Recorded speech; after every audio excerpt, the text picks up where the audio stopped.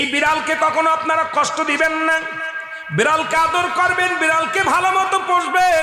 বিড়াল যদি কোনো জাতির জন্য দোয়া করে, কোনো গৃহস্থর জন্য দোয়া করে, ওই সংসারের মধ্যে উন্নতি শুরু হয়ে যায়।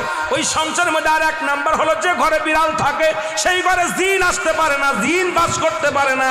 আর একটা ঘোষণা শুনে নেন, নবীজি বলে গেছেন, যে ঘরের মধ্যে বিড়াল ছানা বাস করে ওই ঘরের মধ্যে জিন জাতি প্রবেশ করতে পারে না। তাহলে ছোট ছোট মাসুম বাচ্চাগুলো যে ঘরের মধ্যে থাকে, মুসলমান অনেক সময় জিনের আশ্রয় পড়ে যায়, অনেক সময় জিনে আসর করে, ওই ঘরের মধ্যে জিনে আসর করে। যে ঘরের মধ্যে বিড়ালকে আদর করে বিড়াল থাকে, ওই ঘরের মধ্যে বিলাই বিড়াল বিড়াল বিলাই বিলাই, এইটা যার ঘরের মধ্যে আছে এই ঘরের মধ্যে দুষ্ট জিনেরা আসতে পারে না। জোরে জোরে চিল্লায়া বলা যাবে না মারহাবা। একবার নবী সুলাইমান আলাইহিস সালাম শুনতে পাইলেন পাশের বাড়িতে একটা কুকুরকে কষ্ট দিয়ে বিষ